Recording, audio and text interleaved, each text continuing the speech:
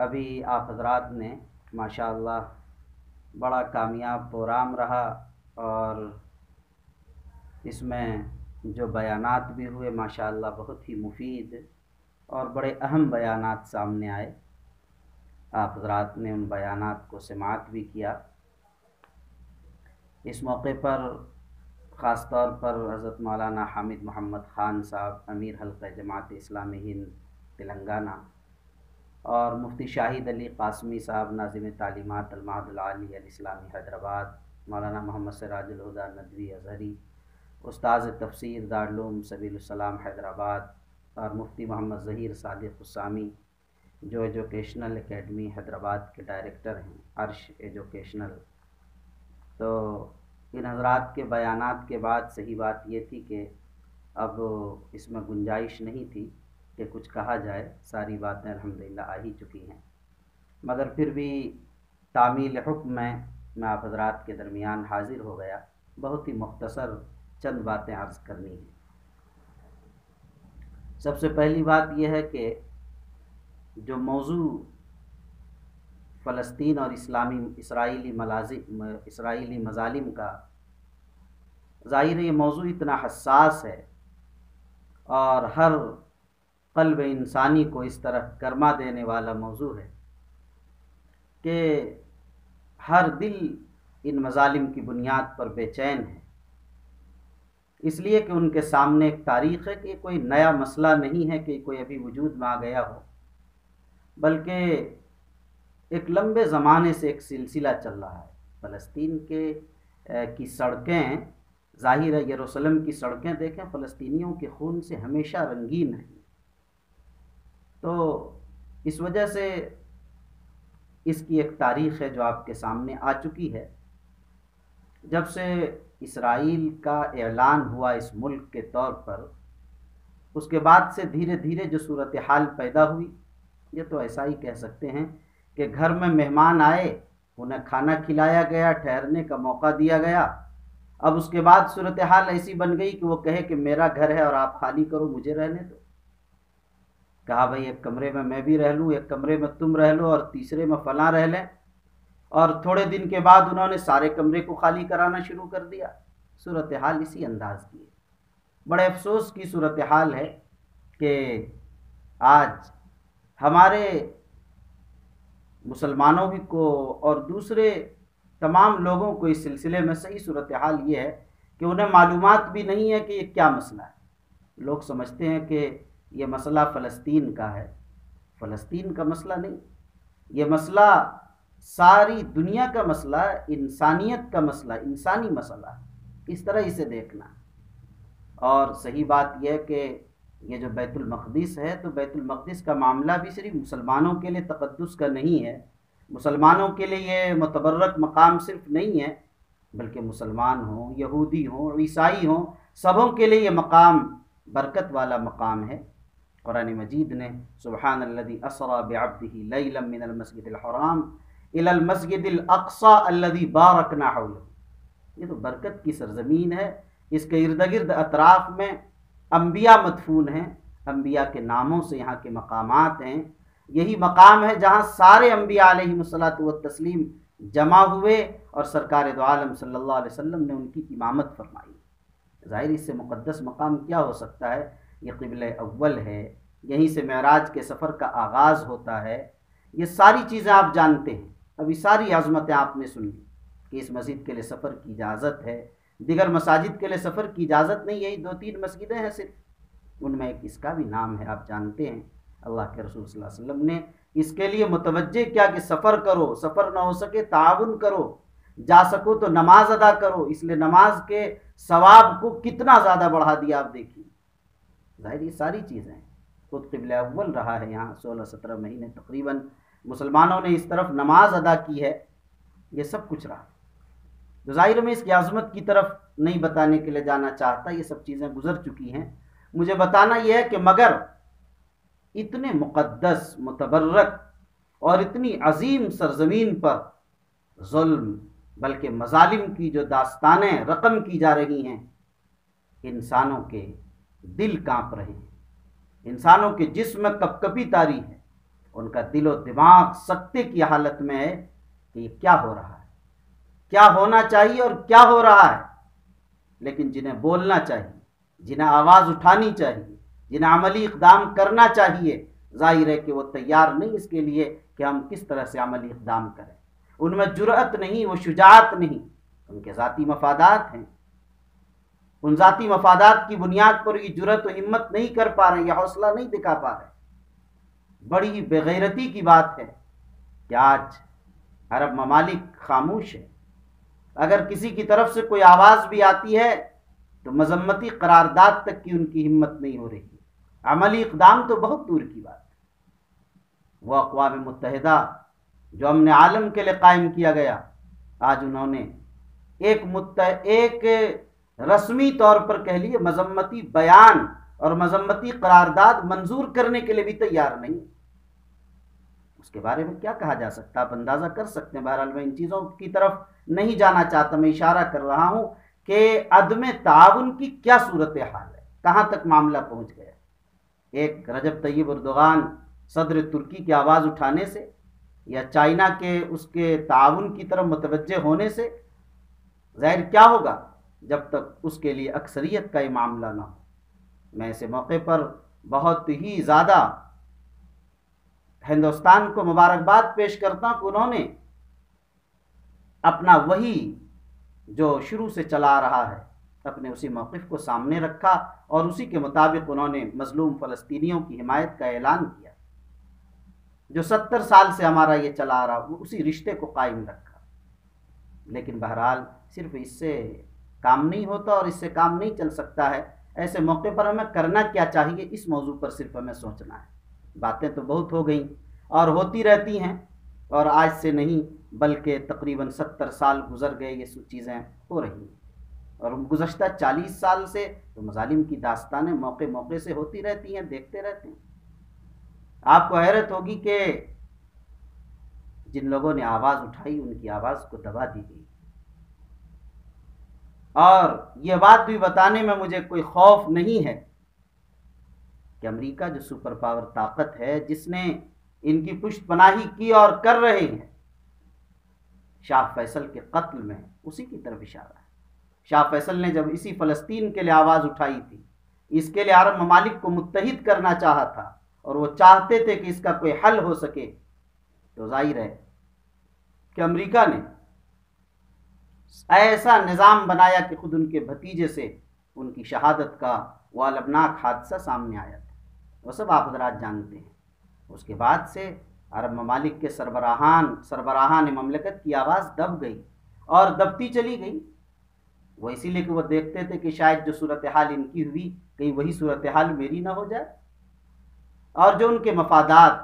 معاشی طور پر جڑ گئے ہیں اور خود اپنی بقا اور اپنے تحفظ کا جو سامان وہ ان کی گود میں دیکھ رہے ہیں، ظاہر و بنیادی چیزیں ہیں جن کی بنیاد پر کوئی عملی اقدام کرنے کے لیے تیار نہیں ہے۔ بہرحال ہمیں ایسے وقت میں کیا کرنا چاہیے، یعنی یہ سمجھ لیجئے کہ مسئلہ فلسطین کا مستقل حل کیا ہونا چاہیے، پائیداری والا مسئلہ کہ جس میں دوام ہو اور ایک بار اس کا مسئلہ حل ہو جائے، اس کے لیے ہمیں کرنا چاہیے۔ عارضی طور پر ایک بات کہہ دی گئی، ابھی جنگ بندی ہو گئی، یہ مسئلے کا حل نہیں۔ مسئلے کا پائیدار اور ایک مستقل حل ہمیں تلاش کرنا چاہیے، اور ساری ملت کی اور بلکہ انسانیت کی اور ساری دنیا کے مسلمانوں ہی نہیں بلکہ ساری دنیا کے ممالک کی یہ ذمہ داری ہے کہ وہ ایسے وقت میں مل بیٹھ کر اس کا پائیدار اور مستقل کا حل تلاش کریں۔ اس میں ہمارے جو کرنے کے کام ہیں، میرے ذہن میں چند باتیں آ رہی ہیں، وہ میں آپ کے سامنے رکھ دیتا ہوں تاکہ اگر اس سے مناسب ہو بطور رائے کے تو اس کو آگے بڑھایا جا سکے گا۔ میں سمجھتا ہوں کہ بنیادی چیز جو ہم کر سکتے ہیں، ظاہر ہے کہ ہم وہاں جا کر ان کا ہاتھ تو نہیں پکڑ سکتے ہیں۔ من رأى منکم منکرا فلیغیرہ بیدی، اصل تو ہمارا ہاتھ وہی تھا، ہم یہ نہیں کر سکتے، مگر ظاہر ہے کہ ہم دل سے برا تو جان سکتے ہیں، اس کے لیے ماحول سازی تو کر سکتے ہیں، شعور بیدار تو کر سکتے ہیں۔ تو میرا ذہن یہ ہے کہ سب سے پہلا جو ہم بہت آسانی کے ساتھ ہندوستان میں بیٹھ کر کر سکتے ہیں ہم، کہ عوامی بیداری پیدا کی جائے اپنے اپنے مقام پر۔ یعنی اس کا معنی یہ ہے کہ کم از کم ہماری نئی نسل تاریخ سے واقف تو ہو، نئی نسل تاریخ سے واقف تو ہو کہ آخر اس کا مسئلہ کیا ہے، یہ کب کس طرح سے اسرائیل یہ آباد ہوئے اور کس طرح سے پھر اپنے ملک کا اعلان کر دیا اور کس طرح سے انہوں نے غصب کیا اور کس انداز سے یہ مظالم اٹھا رہے ہیں۔ تو یہ سارا واقعہ ان کے سامنے، ہماری نئی نسل کے سامنے ذمہ داری ہے ہماری کہ ہم ان تک منتقل کریں، اپنی اولاد تک بتائیں ان کو، اور ائمہ کرام مساجد کے اسٹیج کو، ممبر و محراب کو استعمال کریں اور اس میں ان چیزوں کی بیداری کے تعلق سے بھی بتائیں نئی نسل کو، وہ تاریخ سے واقف ہو کہ کیا صورتحال ہے۔ ان میں یہ بتایا جائے کہ صحیح بات یہ ہے کہ یہ ہمارے عقیدے سے جڑا ہوا مسئلہ ہے، یہ ہمارا ایمانی مسئلہ ہے، یہ ہمارا شرعی مسئلہ ہے، صرف اخلاقی مسئلہ نہیں ہے، انسانی مسئلہ ہے۔ تو ہمارا انسانی اور ایمانی اور شرعی مسئلہ ہے، ہمارے عقیدے سے جڑا ہوا یہ رشتہ ہے، اس لیے ہمیں منبر و محراب سے بتانے کی ضرورت ہے اس کو، وہ اس عظمت کو نہیں جانتے در حقیقت۔ اسی طریقے سے ہم یہ سمجھتے ہیں کہ آج ہمارے ملک نے یہ سٹینڈ لیا اور یہ موقف رکھا ہے کہ ہم فلسطین کے مظلوموں کے ساتھ ہیں، فلسطینی مظلوموں کے ساتھ ہیں، مگر ہمارے ہی ملک میں رہنے والے بہت سارے نوجوان ایسے ہیں کہ جو ٹویٹر پر یہ لکھ رہے ہیں کہ ہم اسرائیلیوں کا ساتھ دے رہے ہیں، اسرائیلیوں کے ساتھ ہیں وغیرہ۔ ظاہر ہے کہ یہ ان کی غلطی نہیں، میں سمجھتا ہوں کہ وہ صحیح صورتحال سے واقف نہیں، مسئلے کی صحیح صورت ان کے سامنے نہیں ہے۔ ہمیں برادران وطن کو بھی مسئلے کی صحیح صورتحال بتانے کی ضرورت ہے، اردو میں، ہندی میں، انگریزی میں، ہر طریقے سے اس مسئلے کو لکھنے کی ضرورت ہے تاکہ یہ عام ہو۔ اس کے لیے ویڈیوز بنانے کی ضرورت ہے اور ایسی چیزیں یوٹیوب پر ڈالا جائے، ان کی صحیح صورتحال بتائی جائے کہ کیا ہے۔ اگر صحیح صورتحال ہم اپنے برادران وطن کو بتائیں تو ظاہر ہے اس کا بڑا طبقہ انصاف پسند ہے اور بڑا طبقہ اس کے اندر ایسا مزاج رکھنے والا ہے کہ باتوں کو سمجھنے کے بعد اس طرح کی چیزیں نہیں آئیں گی۔ یہ بھی ہمیں کرنا چاہیے۔ اسی طرح ایک بات میرے ذہن میں یہ بھی آ رہی ہے کہ سب سے جو اصل مسئلہ ہے عملی طور پر کہ عرب ممالک کی طرف سے جو صورتحال آپ دیکھ رہے ہیں، ایسے وقت میں سب سے عرب ممالک کو متحد ہونا چاہیے، عملی طور پر کوئی اقدام کرنا چاہیے، اس لیے کہ ظلم ہے۔ ظلم ایک ایسی چیز ہے کہ اس کے خلاف تو آواز اٹھانا یہ انسانی ذمہ داری ہے، کسی شریعت میں بھی یہ ظلم روا نہیں رہا۔ حیرت کی بات یہ ہے کہ ظلم، اور اتنا عظیم ظلم، بلکہ ایک ننگا ناچ ہے ظلم و بربریت کا، ایسے وقت میں بھی کیا ایمانی مسئلہ ہے یا مسلمانوں کی حمایت کا مسئلہ نہیں ہے، انسانیت کی حمایت کا مسئلہ ہے، ظلم کے خلاف آواز اٹھانے کا مسئلہ ہے۔ اس لیے عرب ممالک کو متحد ہونا چاہیے، اور ظلم کے خلاف متحدہ آواز صرف اٹھانا کافی نہیں، جیسا کہ انہوں نے کچھ ایسی بیانات دے دیے اور اس کو کافی سمجھ لیا۔ میں سمجھتا ہوں یہ کافی نہیں ہے، مذمتی قرارداد پاس کر دینا یہ کافی نہیں ہے، بلکہ ان کو متحد ہو کر، اپنی ساری چیزوں کو بھلا کر، متحد ہو کر، متفق ہو کر، یکجٹ ہو کر، اور ایک دوسرے کے ساتھ کہ ہم فلسطین کے معاملے میں سب ایک ہیں، ایک ساتھ ہیں۔ اگر اس طرح سے وہ مذمتی قرارداد پاس کریں اور عملی اقدام کے لیے سوچیں تو صرف اتنا ہی کافی ہو جائے گا، معاملہ بہت حد تک دب جائے گا۔ اس کے لیے میں مناسب سمجھتا ہوں کہ اگر یہ بات پسند آئے کہ خود ہندوستان میں اور دیگر ملکوں میں جہاں مسلمانوں کی تنظیمیں ہیں، ملی تنظیمیں ہیں، قائدین ہیں، دانشوران ہیں، اور اپنے برادران وطن کی بھی جتنی تنظیمیں ہیں، جو لوگ یہ کر سکتے ہوں، ایسے تمام لوگوں کو مسئلہ فلسطین پر اور ان کے اسرائیل کے مظالم پر ایک قرارداد پاس کرنا چاہیے، اور پھر اقوام متحدہ کو بھی، عرب ممالک کے تمام سربراہان کو بھی یہ خط بھیجنا چاہیے، اور بڑی تعداد میں بھیجنا چاہیے، تاکہ ان کو یہاں کی آراء معلوم ہو سکیں اور ان تنظیموں کا ان کے ذہن پر ایک دباؤ بن سکے، وہ سوچیں کہ ہر طرف سے مطالبہ ہے، ایک مانگ ہے۔ تو اگر ایک بڑی تعداد میں ان کو، اقوام متحدہ کو بھی اور عرب ملکوں کے سربراہان کو بھی یہ چیزیں ارسال کی جائیں، یہ قرارداد پاس کر کے، تو یہ بھی ایک اچھی چیز ہوگی، یعنی جو ہم کر سکتے ہیں کم از کم اسے ہمیں کرنا چاہیے، یہی کر سکتے ہیں۔ اور پھر بات وہی ہے، بہرحال جو اصل بنیادی چیز میں نے عرض کی تھی کہ مسئلے کا مستقل حل تلاش کرنا چاہیے۔ ظاہر مسئلے کا مستقل حل، اس کے لیے ہم اور آپ صرف کافی نہیں،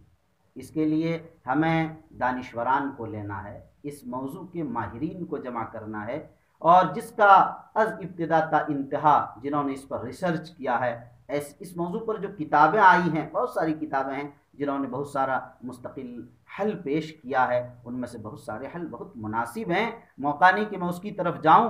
اس حل کو دیکھیں۔ اس حل کو اقوام متحدہ نے بھی مختلف موقعوں پر تسلیم کیا ہے، لیکن ظاہر ہے کہ پھر اسرائیل نے اسے ردی کی ٹوکری میں ڈال دیا، یہ سب کچھ ہوا، مگر یہ کہ اس حل پر کام کیا جائے، اس کو تلاش کیا جائے، مزید بیٹھ کر اس پر ماہرین کے ساتھ تبادلہ خیال کیا جائے اور اس پر کوششیں کی جائیں، اس مستقل اس پر، تو میں سمجھتا ہوں کہ یہ چیزیں بہت ہی مناسب رہیں گی، اور اس انداز سے یعنی ہم ایک دور بیٹھ کر کم از کم اس کے لیے کچھ کر سکتے ہیں۔ سرکار دو عالم صلی اللہ علیہ وسلم کی وہ حدیث ہے کہ کم از کم نہیں آ سکتے ہو تو تیل کا ہدیہ ہی تو بھیج دو۔ میں سمجھتا ہوں کہ شاید یہ تعاون کی طرف اشارہ ہے، اب وہ تعاون جسمانی کر سکے، مالی کر سکے، فکری طور پر کر سکے، جس انداز کا تعاون جو کر سکے اپنی جگہ پر اسے کرنا چاہیے۔ ظاہر ہے کہ صلاح الدین ایوبی آئیں گے اور ایسا نہیں ہے، زمانہ اس کو دہرائے گا، اور یہ بھی یاد رکھیں تلک الایام نداولها بین الناس، خود بیت المقدس اور فلسطین کے نشیب و فراز اور مختلف حالات یہ بتاتے ہیں کہ ان مع العسر یسرا، دشواریوں کے بعد آسانی آتی ہے، اور نا امیدی کے بعد امید کی کرن، ظاہر یہ سب کچھ ہمارے سامنے ہے، اس لیے مایوسی کی ضرورت نہیں ہے، اس کو مستقل اور پائیدار حل تلاش کرنے کی ضرورت ہے۔ ایک بات میں یہ بھی عرض کرتا چلوں کہ ہم